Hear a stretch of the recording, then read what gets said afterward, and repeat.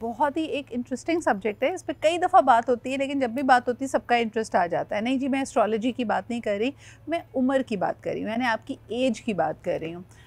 वैसे तो एक सर्टेन एज तक हम सबकी तगो-तौ होती है कि हम बड़े हो जाएं जल्दी से, क्योंकि हम इंडिपेंडेंट होना चाहते हैं, हम हर अपने फ़ैसले से पहले लोगों से पूछना नहीं चाहते।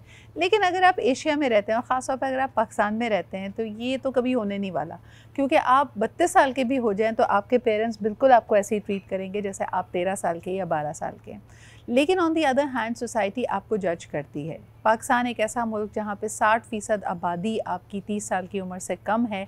यकीनन अगर आप 30 क्रॉस कर चुके हैं तो आप माइनॉरिटी हैं, और साथ साथ एवरीथिंग इज़ सो एजस्ट, यानी ऐसा लगता है कि इस वक्त यानी जो जनरेशन गैप है और जो बच्चों की अवेयरनेस और एक्सपोजर है वो बहुत तेज़ी से आ रहा है। अगर फॉर एग्जांपल मिलेनियल्स अपने आप को बड़ा they were the trending people 10 years ago, obviously अब उनसे सारी की सारी लाइमलाइट शिफ्ट होकर जेन जी पे आ चुकी है, और जेन जी को भी अपनी ग्लोरी पूरी तरह एंजॉय करने का मौका नहीं मिला, क्योंकि अल्फाज यानी वो तमाम बच्चे जो 14 साल की उम्र से कम हैं, आप ऑलरेडी देख सकते हैं कि वो इतने कॉन्फिडेंट हैं, इतने शार्प हैं, इतने स्मार्ट हैं कि they have a mind of their own, and they have already started treating the Gen Z as vintage. तो वो जो ग्लोरी पीरियड है ना, ये बिल्कुल बॉलीवुड की हीरोइंस वाला हुआ। पहले दौर हुआ करते थे कि 10 साल 20 साल तक आप रूल करेंगे और दुनिया की हर चीज़, तमाम मार्केटिंग आपके ऊपर फोकस करेगी। अब ऐसा बिल्कुल भी नहीं है, बल्कि ये भी आपको बताते चलें कि साल 2024 जो कि ख़त्म होने में चंद माह ही रह गए, इसके बाद पैदा होने वाले तमाम बच्चों को जनरेशन ब्रावो कहा जाएगा, यानी आफ्टर अल्फ़ा ब्रावोज भी तैयार है आने के लिए। So it is a very interesting time to be around. तो आइए ज़रा बात करते हैं एजिज़म के बारे में। But at the same time जितनी चीज़ें एडवांस कर गई हैं, जितना हेल्थ केयर एडवांस कर गया है, लोगों की लाइफ एक्सपेक्टेंसी बढ़ गई है। 70-80 साल पे अगर आप अपना ख्याल रखते हैं तो आप रह सकते हैं। अद्वियात ऐसी हैं जो आपकी ज़िंदगी की एक्सपेक्टेंसी को बढ़ा सकती हैं, और फिर साथ ही साथ वो यूथफुल ग्लो के लिए people are doing a lot of things. आप हर तीसरे दिन किसी की भी उम्र अगर 35 साल से ज़्यादा है तो वो अपने आप को यंग दिखाने के लिए, जवान दिखाने के लिए या यूथफुल फील करने के लिए बहुत कुछ कर रहा है। मैं कहती हूँ कि एक शॉर्ट साइन कि आपको मिड लाइफ क्राइसिस हो गया है, वो ये है कि अगर आपने किसी मैराथन के लिए साइन अप कर लिया, वो लोग जो बिला वजह भागे जा रहे हैं, यानी मेरे अपने बहुत सारे दोस्त इसमें शामिल हैं जो बस भाग रहे हैं, और क्यों भाग रहे हैं, किसके पीछे भाग रहे हैं, उनको नहीं पता। And eight the same time जितनी सर्जरीज़ हैं, जितनी डाइट्स हैं, जितनी किस्म के प्रोसीजर्स हैं, यानी हर तीसरे दिन किसी को पता चल जाता है कि जी धनिए में जो ना आब शिफा मौजूद है, और उससे वजह से आप कभी बूढ़े नहीं होंगे, तो लोग धनिया खाने लग जाते हैं। And then you have juicing activities and you have Atkins and intermittent fasting and what not, and of course more invasive procedures. आप इनमें के बारे में क्या सोचते हैं और क्या इसका वाकई असर पड़ता है? एक है कि आपने पैकेजिंग बड़ी अच्छी कर ली है, आप दिखने में वाकई 20 साल 25 साल की उम्र से ज़्यादा नहीं लगते, लेकिन क्या आप वैसा ही महसूस करते हैं? क्या आप में वही एनर्जी है? क्या आपकी ज़िंदगी को देखने का नज़रिया उतना ही यूथफुल है या नहीं? So let's talk about that. We have a brilliant panel है with me. First and foremost हमारे साथ मौजूद हैं my very favourite Charlene Ansari, who we know as a global diversity, equity and inclusion certified professional, and of course with that role and her career in banking she can tell you a lot. अच्छा, interesting बात यह है कि दुनिया के कुछ शोबा जाते हैं आपको मैच्योर और वाइज दिखना बहुत ज़रूरी होता है, जिसमें फाइनेंस, बैंकिंग का भी शुमार है, इवन डॉक्टर्स का शुमार है। आप देखिए कि अगर एक यंग लुकिंग डॉक्टर आता है तो आपको लगता है कि आप ना तजुर्बाकार हाथों में हैं, और आप बिल्कुल ये नहीं चाहते, and therefore sometimes age is also an advantage. So Charlene, we'll be talking about that. Thank you very much for being here.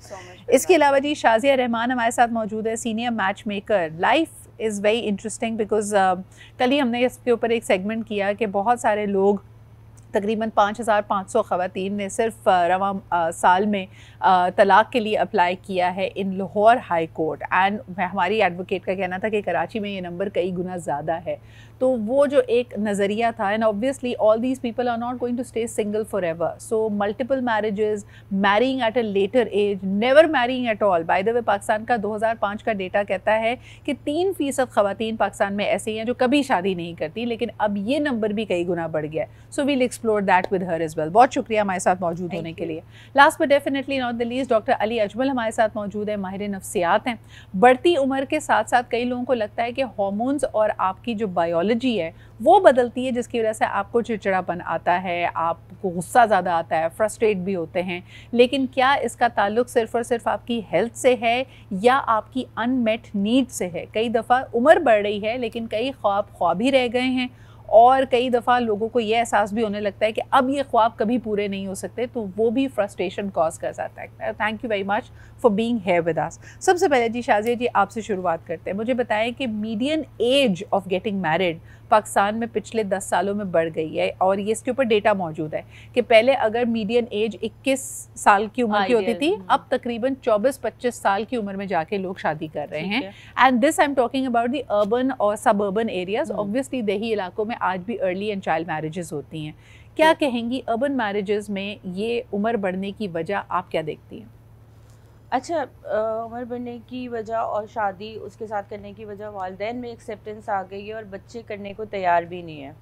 ठीक है, उसकी वजह ये है कि वो सामने अगर उन्होंने देखा है कि वो शादी हुई भी और खुदा ना खास्ता उस शादी में प्रॉब्लम आया, जो कि हर तीसरी चौथी शादी में आता है और डिस्कशन भी होता है, तो आपको पता चलता है कि उस लड़की की एजुकेशन कंप्लीट नहीं थी, 18 ईयर्स में शादी कर दी थी, 19 में कर दी थी, बेबीज़ हो गए, फिर बाद में खुदा ना खास्ता शादी में कोई प्रॉब्लम आया तो वो कुछ करने के लायक नहीं थी, उसको स्क्रैच से स्टार्ट करनी पड़ी अपनी लाइफ। तो अब लोगों को ये लगता है और स्पेशली पेरेंट्स को भी ये लगता है कि भाई लड़की के हाथ में डिग्री होनी चाहिए ताकि कोई भी प्रॉब्लम आए तो वो कर सके। तो 23-24 तो आपको डिग्री करते हुए लग जाते हैं, तो इस वजह से अब ये चीज़ें हो गई। और लड़कों की भी ख्वाहिश होती है कि लड़की जब आए तो बिल्कुल कोई 17-18 साल में नहीं आए, कि उसके लिए हम एक बिल्कुल वो एक गार्जियन वाला रोल प्ले करें, थोड़ी सी एक मेच्योर एज में शादी हो। बिल्कुल सही। शार्लीन, आप क्या समझती हैं एज अ यंग प्रोफेशनल और एज मिड करियर प्रोफेशनल्स, क्या दे, यानी हम कहते तो हैं, हर ऑर्गेनाइजेशन कहती है कि वो यूथफुल लोगों को हायर करना चाहती है, young blood is the way forward, लेकिन क्या ये यंग ब्लड सेटिस्फाइड फील करता है? Do they feel heard, do they feel accomplished, या अभी भी क्योंकि Gen X, boomers and in many cases millennials अब उनके बॉसेस हैं, इनके साथ इंटरेक्शन कैसी होती है? बहुत अच्छा सवाल पूछा सिद्रा आपने। एक्चुअली देखें, आपने पूछा कि यंग जनरेशन कैसे अकम्पलिश फील करती है या क्या फील करती है। Accomplishments come with time and they take a lot of energy and investment also in work, right. तो कहने की बात ये है कि अगर आपको अपनी फील्ड पता हो, सबसे पहले तो आई थिंक यंग जनरेशन को या किसी को भी ये मालूम करना बहुत ज़रूरी है कि हमारी फील्ड क्या है, हमारी काबिलियत किस एरिया में है, हम कहाँ ज़्यादा अच्छा काम कर सकते हैं, हमारा हुनर क्या है। उसकी पहचान जब हो जाती है ना, तो फिर आगे बढ़ने में आसानी होती है, फिर सेंस ऑफ कंटेंटमेंट भी आता है, फिर सेंस ऑफ अकम्पलिशमेंट भी आता है। अगर ये दो चीज़ें हम मिस कर जाते हैं किसी भी एज ग्रुप में, चाहे हम मिडिल एज हों, एल्डर एज में हों या यंग एज में हों, ये जो मेन रूट कॉज है ना, आई थिंक ये अगर हम मिस कर जाते हैं तो फिर आगे वाला पूरा सफ़र हमारा but I at the same time notice कि फ्रिक्शन तो होती है ना, like as a millennial I can tell you कि boomers and Gen X were not good bosses, उनके साथ काम करने में मज़ा नहीं आता था, बल्कि आप हर वक्त अपने आप को प्रूव ही करते रहते थे। And you must have seen a lot of memes के जहाँ पे मिलेनियल ज़रूरत से ज़्यादा डोरमैट होते थे बेचारे, उनको वैलिडेशन बहुत चाहिए होती थी। अब जो जेन जी है, जो वर्क फोर्स में शामिल हो चुकी है, उसके बारे में लोगों का ख्याल है कि they are not serious and it's difficult to motivate them. What's happening in the organization? So what's happening is कि जैसे कि आपने बहुत अच्छे से बताया, ये जो एक जनरेशन गैप आ जाता है ना, तो intergenerational collaboration is the key word. और जैसे मैं हमेशा कहती हूँ, डाइवर्सिटी, एक्विटी, इंक्लूजन, ये वो इलाज है जो किसी भी ऑर्गेनाइजेशन को इंक्लूसिव कल्चर लाने में मदद कर सकता है। अब मैं आज इसका उर्दू ट्रांसलेशन भी सीख कर आई हूँ आपके शो के लिए। सो तनाउ is diversity, diverse workforce, her age group के लोग साथ काम कर रहे हों, एक दूसरे को रिस्पेक्ट कर रहे हों, वैल्यू कर रहे हों। एक्विटी आपके एम्प्लॉयज़ को एम्पावर करती है। एक्विटी आपकी मसावात को कहा जाता है कि सबको इक्वल और फेयर ट्रीटमेंट दी जाए, इक्वल से ज़्यादा फेयर ट्रीटमेंट दी जाए। और जो इंक्लूजन है वो शमूलियत है। शमूलियत जो है, इसका मतलब ये है कि जैसा कि आपने कहा कि इवन जेन ज़ी हो या मिलेनियल्स हो, they should feel respected and valued. अब जेन ज़ी क्यों नहीं फील कर रही है ऐसा, या क्या वजूहात हैं? वो ये हैं कि वो मैच नहीं कर पा रहे जनरेशन गैप को। एक्सपेक्टेशन लेवल कुछ है और आउटकम कुछ और आ रहा है। सो ये जो आउटकम और एक्सपेक्टेशन का गैप है ना, इसको फिल करने की एंड आई ज़रूरत है। फील कि सोसाइटल और फैमिली की जो हमारी सेटअप्स हैं हाँ। उसी में ये चीज़ नहीं है, तो ऑर्गेनाइजेशंस में रेप्लिकेट करना मुश्किल होता है। आपने लाइक मेरे दिल डॉक्टर की बात अली बोल के दी। हाँ। आप अगर घरों में देखें, जो ज़ईफ़ इंसान है, बुजुर्ग है, उसकी सुनी जाती है क्योंकि उसका होल्ड होता है। जो घर में इस वक्त यंग ब्लड है या फादर्स हैं जो सरबराह हैं, उनकी सुनी जाती है। बच्चों की हम सुनते ही कहाँ हैं, तो वो बच्चे तो हमेशा ही बच्चे रहते हैं। और यही वजह है कि वो जब बाहर भी बेचारे निकलते हैं तो उनकी कोई नहीं सुन रहा होता। एब्सोल्युटली। तो बात वही है ना कि घर पे जैसे हमें सिखाया जाता है, हमारी तरबियत का ये हिस्सा है कि हम बुजुर्गों की रिस्पेक्ट करें, छोटों से प्यार करें, ये हमारा दीन भी कहता है। तो अगर इसी चीज़ को हम घर में जो फॉलो कर रहा होगा ना, वो ऑटोमेटिकली ऑर्गेनाइजेशन में भी कर रहा होगा, वर्क प्लेस सेटिंग पे भी कर रहा होगा और सोशल सर्कल में भी कर रहा होगा। ठीक है, बात अच्छा, सारी तरबियत अली की आ आप जाती क्या है। कहेंगे इस बारे में, ख़ास तौर पे जो पीटर पैन सिंड्रोम के बारे में क्या कहेंगे? मैं सवाल ही बदल देती हूँ आपके लिए। बहुत सारे ऐसे लोग हैं जिनकी उम्र बढ़ रही है लेकिन वो ज़हनी तौर पे रिस्पॉन्सिबिलिटीज़, जिम्मेदारी, मैच्योरिटी के हवाले से बढ़ना ही नहीं चाहते। वो अपने घर के राजा बेटा बने रहना चाहते हैं। इस पे आप क्या कहेंगे? जी बिल्कुल, ऐसे अक्सर केसेस आते हैं सामने, बल्कि हर एक ने ऐसे केसेस जो हैं वो ऑब्ज़र्व किए होते हैं। देखिए, इसमें ना एक चीज़ है, इसको हम कहते हैं हेल्दी एजिंग। जैसे जैसे हम बड़ी उम्र को पहुंचते हैं, मुख्तलिफ जैसे फिज़िकल डेवलपमेंट की स्टेजेस होती हैं, इसी तरह लाइफ में एजिंग भी एक डेवलपमेंटल प्रोसेस है। हम मुख्तलिफ एजिंग के फेज से गुजरते हैं। अब इसमें एक हेल्दी एजिंग है, एक अनहेल्दी एजिंग है। अब ये जो बने रहते हैं थोड़े से, ये जैसे आपने कहा कि राजा बेटा बने रहते हैं, एज बढ़ रही है लेकिन साथ साथ मेच्योरिटी नहीं आ रही, मेच्योर नहीं हो रहे।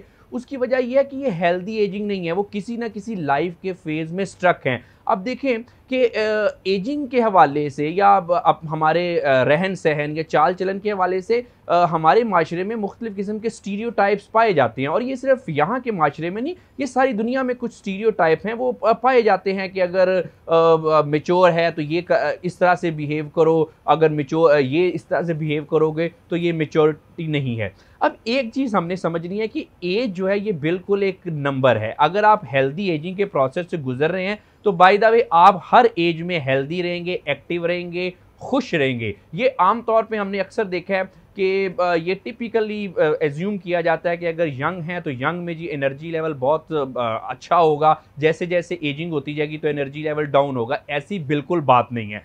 मेरे ख्याल में अब जो गुफ्तगू का बकाया हिस्सा होगा ना, उसमें हम एक्सपेक्टेशंस की भी बात करेंगे। यानी जैसे जैसे आपकी उम्र बढ़ रही है, आप एक्सपेक्ट क्या कर रहे हैं। कई दफ़ा लोग जो कमसन बनने की एक्टिंग कर रहे होते हैं या जो रिफ्यूज़ कर रहे होते हैं रिस्पॉन्सिबिलिटीज़ को, उनको लगता है कि शायद इस तरह एक्ट करने से वो हमेशा ज़्यादा अट्रैक्टिव रहेंगे, ज़्यादा उनकी तरफ लोगों का रुझान रहेगा। एक कॉलर है और उसके बाद क्विकली ब्रेक लेते हैं। जी हेलो, अस्सलाम वालेकुम। वालेकुम सलाम, सीधा मलिक राशिद बोल रहा हूँ। क्या जी राशिद साहब, क्या हाल चाल है आपके? जी अल्लाह का शुक्र। बड़ी ज़बरदस्त गुफ्तगू और बड़ा ज़बरदस्त टॉपिक है आपका। बात ये है कि मैं, अगर आपने बदकिस्मती से अगर आपको चश्मा लग गया ना, तो सबसे पहले तो आप पूरे मुआशरे के चचा या अंकल हैं, वो छोटे छोटे बच्चे या बराबर के लोग भी आपको कहेंगे अरे अंकल बात सुने। अब मुझे भी चश्मा लगा हुआ है, तो मैं अब ये करता हूँ कि जो मेरे बराबर के लोग भी हैं या मुझसे थोड़े बड़े भी हैं, तो मैं उनको बेटा करना शुरू हो गया। तो कई लोग सेंस ऑफ ह्यूमर वाले होते हैं, वो मुझे आगे से फिर कहते हैं जी अब्बा जी।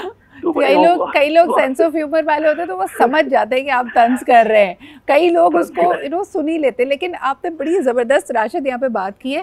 ख़वातीन को आदत होती है, यानी हम शॉपिंग के लिए निकलते हैं ना, तो बाजी, फुप्पो, खाला, लोग आंटी रिश्ता बना ही लेते हैं। लेकिन आपको शक्ल देखनी चाहिए एक मर्द की जब उसको पहली दफ़ा कोई अंकल कह के पुकारता है। इसलिए हम बात करेंगे। Rashid, thank you very much for calling in. अच्छा जी, हम लव एंड हेट रिलेशनशिप की बात कर रहे थे। ऑफलाइन हमने बड़ी ज़बरदस्त बात की कि आदमियों को तो झटका लगता है ना, मर्द को पहली दफ़ा अगर कोई अंकल कह के या भाई कह के पुकारे तो उनको लगता है ओ माय गॉड, यानी इन्होंने मुझे कहाँ बिठा दिया। ख़वातीन को यूजुअली जो दिखने में और सुनने में बड़े महज़्ज़ब और बड़े मोहतरम अल्फाज होते हैं, वो हमेशा तंज़ की सूरत में कहे जाते हैं। यानी मैं अभी शेयर कर रही थी इनसे कि in my early days of a political anchorship, और उसमें हम जब भी कोई तज्ज़िया या कोई बात कर रहे होते थे तो मैंने हमेशा देखा है मोहतरमा या बीबी, ये लफ्ज़ जब लोग इस्तेमाल करते हैं, ख़ास तौर पे मर्द हजरात, वो आपको मैंसप्लेन करते हैं, आपको शटअप कॉल देने की कोशिश कर रहे होते हैं, तो उसमें कोई आपको इज़्ज़त का एलिमेंट नज़र नहीं आएगा। And on the other hand कई दफ़ा इसी बात पे लड़ाई भी हो रही होती है। मैंने कई ऐसे शोज़ में भी देखा है जहाँ पे लोग इस बात पे इंसिस्ट कर रहे होते हैं कि I am a senior anchor person, तो मेरे नाम के आगे सीनियर लगाओ। अली, ये सवाल मैं आपके पास लेके आना चाहती हूँ, ये सिचुएशन टू सिचुएशन वैरी क्यों करता है? कई जगह आप इस बात का क्रेडिट लेना चाहते हैं कि आप ज़्यादा तजुर्बेकार हैं, आप सीनियर हैं, आपकी उम्र, आपका तजुर्बा ज़्यादा है, और कई जगह आपको गुस्सा आ जाता है इसी बात पे कि यार ये क्या बात हुई कि मुझे क्या बूढ़ों की कैटेगरी में डाल दी है। जी देखें, ये तो बिल्कुल अपना अपना सोचने का एंगल है। जब बाज़ औक़ात ऐसा लगता है लोगों को कि मुझे टॉन्ट किया जा रहा है, तो यकीनी बात है अगर किसी का ये मकसद हो किसी को बुरा लगाना, तो दिस इज़ नेचुरल कि हमें बुरा लगेगा। लेकिन बहरहाल ना कहीं हमने एजिंग को सीनियरिटी के साथ और कहीं ना कहीं कॉम्पिटेंसी के साथ, एक्सपीरियंस को कनेक्ट कर दिया है। हमें ये लगता है कि जी अगर सीनियर का, जैसे आपने वर्ड यूज़ किया, सीनियर लगेगा या कोई एक्सपीरियंस का वर्ड साथ होगा, तब ही हमारी माशरे में वो मुकाम और वो इज़्ज़त होगा। अच्छा, अब इसमें ना एक कलेक्टिव रिस्पॉन्सिबिलिटी भी है कि लोग भी ये समझते हैं कि जितना आपका एक्सपीरियंस है या सीनियर नाम के साथ लगा है, अगर आपके बाल सफ़ेद हैं और बाय द वे एक हद तक बाल अगर आपके उड़े हुए हैं, तो तब आप ज़्यादा कॉम्पिटेंट हैं, तब आप किसी भी फील्ड में ज़्यादा आपको सराहा जाएगा, जो कि बिल्कुल ही एक फैलेसी है। एक चीज़ हमने देखे अंडरस्टैंड करनी है कि जो हमारा आउटलुक है, ऑब्वियसली जैसे अभी आपने शुरू में कहा था, अगर कोई बैंकर है या कोई डॉक्टर है या किसी भी फील्ड से ताल्लुक़ है, तो अगर आपकी बाज़ औक़ात हमसे प्रोफेशन डिमांड करता है कि आप मैच्योर दिखें, लेकिन इसका हरगिज़ मतलब ये नहीं है कि आपने मैच्योरिटी का मतलब जो है, संजीदगी का मतलब ये है कि आपने ज़िंदगी ही नहीं गुजारनी और अपने आप को अजीब किस्म के जो स्टीरियोटाइप्स चढ़ा लेना है, जो कि ज़रा मुश्किल आपको बना देता है, सख्त मिजाज बना देता है। बिल्कुल आपकी बात सही है। कॉलर हमारे साथ है, उनकी बात सुनते हैं। हेलो, अस्सलाम वालेकुम।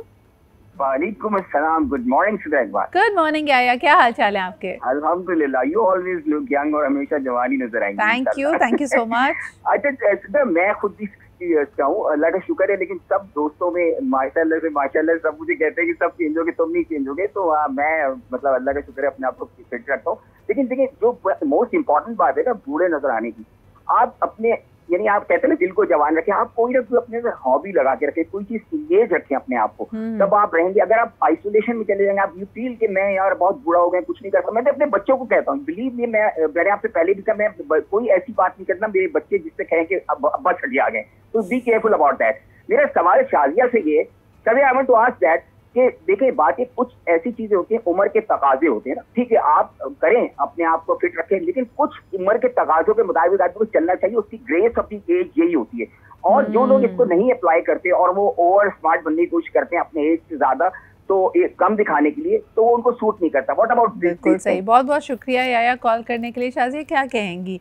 ग्रेस और यंग एट हार्ट, ये एक बड़ा डिफ़िकल्ट बैलेंस है क्रिएट करने के लिए। यानी मुझे कभी कभी ये भी लगता है कि ग्रेसफुल होना भी एक स्टीरियोटाइप है ना, यानी आपने वो भी तो वही वाली बात है कि एज अप्रोप्रिएट हो जाएं आप, और आप ऊंचा कहा ना लगाएं, क्यों? क्योंकि आपकी उम्र 30 से ज़्यादा है, एक्सेट्रा एक्सेट्रा।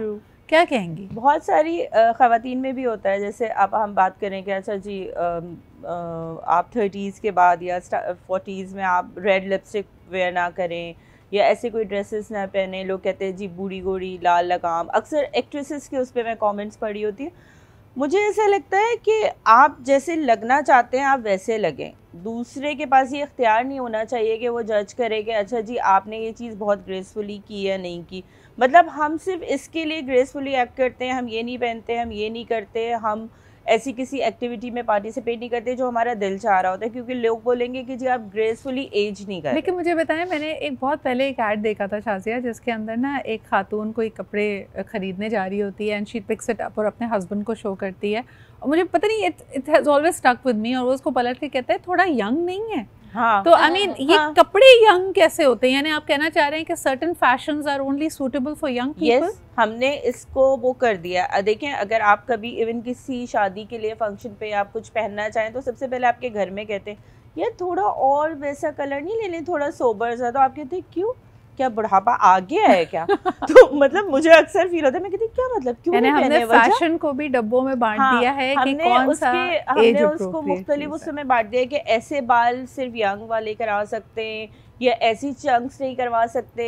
जैसे अभी मैं पियर्सिंग कराने गई थी 2 दिन पहले की बात है, and my sister was like तुम्हारे ये शौक नहीं पूरे होते? मैंने कहा नहीं होते, मतलब इसमें क्या प्रॉब्लम है? तो बहुत सारे लोग इसको भी कनेक्ट करते हैं कि ये तो बहुत यंग लोग कर सकते हैं, तो it's you actually who can decide. So it is self expression, और हो सकता है you going through a certain phase in life where you want to express yourself differently. इस पे जरा बात करते हैं जी। कहते जी, एक कॉलर वेट कर रहे हैं। आज का हमारा topic age is just a number. क्या आपने भी अपनी उम्र को अपने ऊपर ताली कर लिया है?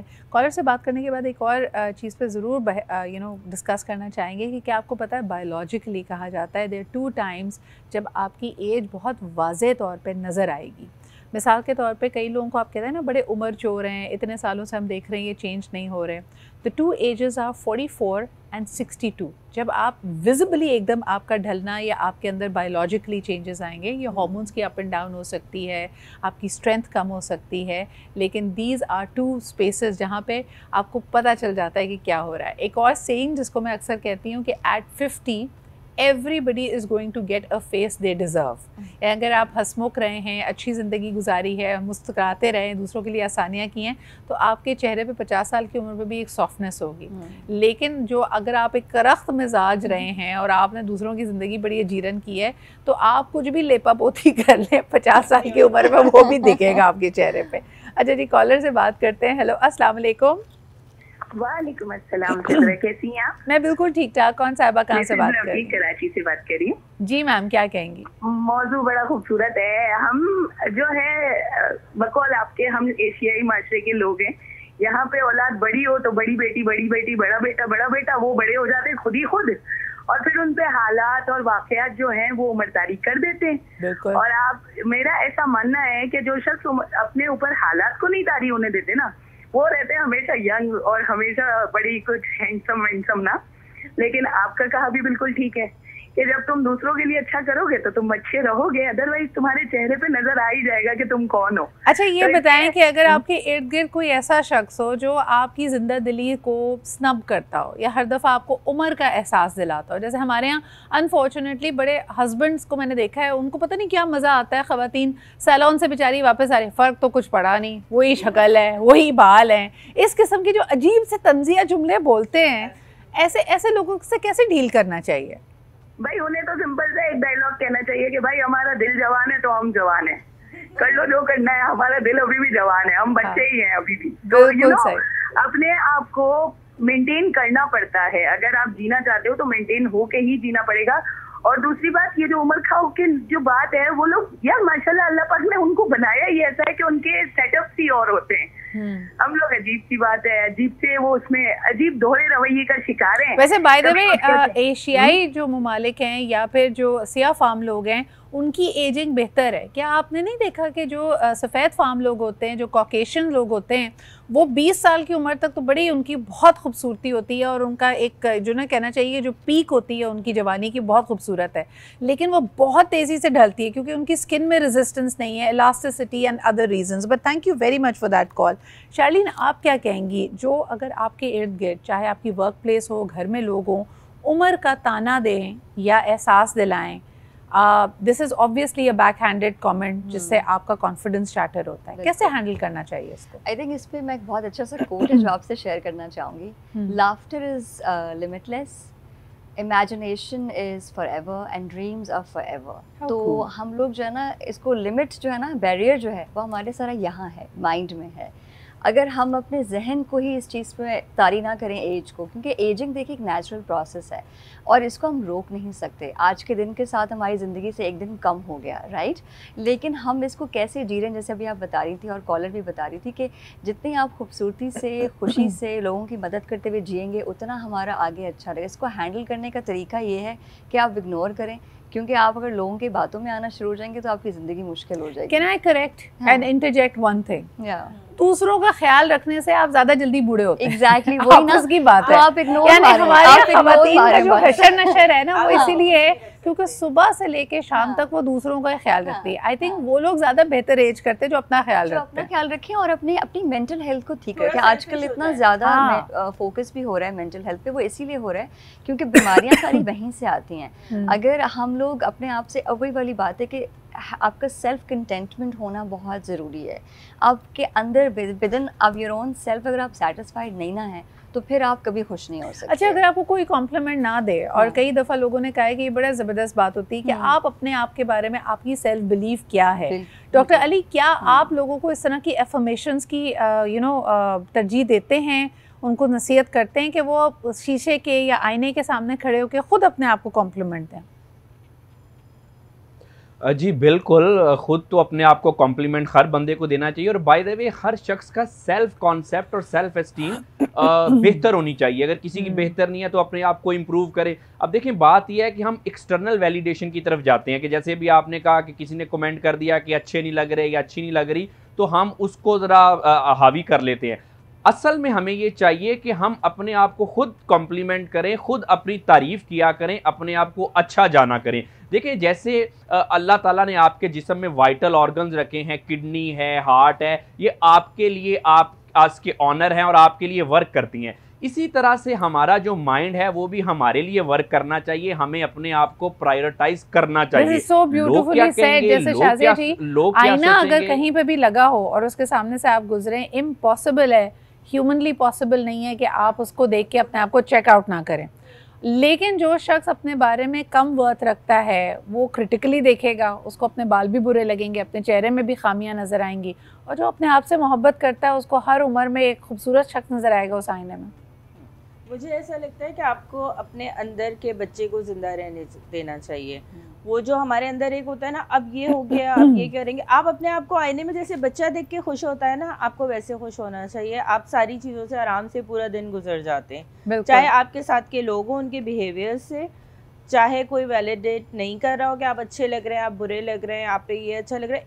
एक हद तक तो देखें आपको समझ आता है, ऐसा भी नहीं कि आप ओवर कॉन्फिडेंट हो जाएं। आपको राय की ज़रूरत होती है लोगों की, लेकिन उसके लिए आपको मोहताज नहीं होना चाहिए कि अच्छा जी ये कहेंगे या ये कहेगा तो ही आप अच्छे लग रहे हैं। अच्छा, एक बहुत ही इम्पोर्टेंट सवाल मुझे ये बताइए कि अक्सर हमारे यहाँ ड्रामे, कहानियाँ, इवन जो हम आपस में बात कर रहे होते हैं उसमें बार बार ये कहा जाता है कि जैसे एज डिफरेंस पहले ज़माने में तो बहुत रखा जाता था ना, मर्द की उम्र ज़्यादा होती थी, लड़की की कम, कि भाई उसमें ब्लूम करना है, हमेशा एक अट्रैक्शन रहेगी, सो एंड सो। तो ये तो फॉर्मूला ही फ्लॉप हो गया, हाँ, फॉर्मूला ही फ्लॉप हो गया। लेकिन क्या ये बात सच है कि हस्बैंड एंड वाइफ जैसे जैसे वक्त इनका गुजरता है साथ, और ऑब्वियसली आपकी शक्ल में चेंजेस आते हैं, आपकी उम्र बढ़ती है, आपकी फिजिक बदलती है, तो क्या अट्रैक्शन कम होती चली जाती है? डिपेंड करता है अगेन कि अगर जो फीमेल है, जो पार्टनर है आपकी, उसने अपने आप को मेंटेन रखा हुआ है, तो बाज़ औक़ात मेल की तरफ से ये प्रॉब्लम आ जाता है। सेम एज ग्रुप के होते हैं कि जी आपके बाल झड़ रहे हैं या आपकी तोन निकल आई या फिज़िकली आप अच्छे नहीं लग रहे हैं, तो आपको ज़्यादा मेहनत करनी पड़ती है साथ अच्छे लगने के लिए। कोई ज़रूरी नहीं है, आप सेम एज ग्रुप के होके भी अच्छे लग सकते हैं। बाज़ लोग बहुत यंग होते हैं लेकिन वो देखने में यंग नहीं लगते, उनके फेस पे एक एज आई हुई होती है या उनके बिहेवियर्स ऐसे होते हैं। तो अगेन इट्स लाइक कि आप ने ख़ुद को फ़ील क्या किया हुआ है। आप 40 के हैं और आप 25 का फ़ील कर रहे हैं, वो भी एक बहुत अच्छी बात है। आप 25 में इतने मैच्योर्ड या ख़ुद को इतना बूढ़ा किया हुआ है आपने कि आप 40-45 फील कर रहे हैं, वो भी कोई अच्छी बात नहीं है। बिल्कुल सही। तो आपको लगता है कि this is just a number? आज एक दफ़ा फिर आपको ये बताने की कोशिश की थी कि देखिए, यूथ के साथ जितनी भी अच्छे एट्रीब्यूट्स हम जोड़ते हैं ना, high energy, good attitude, learners attitude, growth mindset, ये आप किसी भी उम्र में आप ये एप कर सकते हैं। जब हम तजुर्बों को, ज़िंदगी के मुख्तलिफ एक्सपीरियंसेस को अपने ऊपर हावी कर लेते हैं या ये सोचते हैं कि अब क्या ही अच्छा होगा, that's the end of you. आप, मैं कहती हूँ 70 साल की एज के क्यों ना हो, आप ये इमेजिन करें कि tomorrow can be an adventure and something great can happen to me today as well, and you will always stay youthful. बहुत बहुत शुक्रिया शार्लीन, शाज़िया और डॉक्टर अली, आप हमारे साथ मौजूद थे। इंशाल्लाह कल आप सबसे दोबारा मुलाकात होगी। अपना ख्याल रखें। खुदा हाफ़िज़।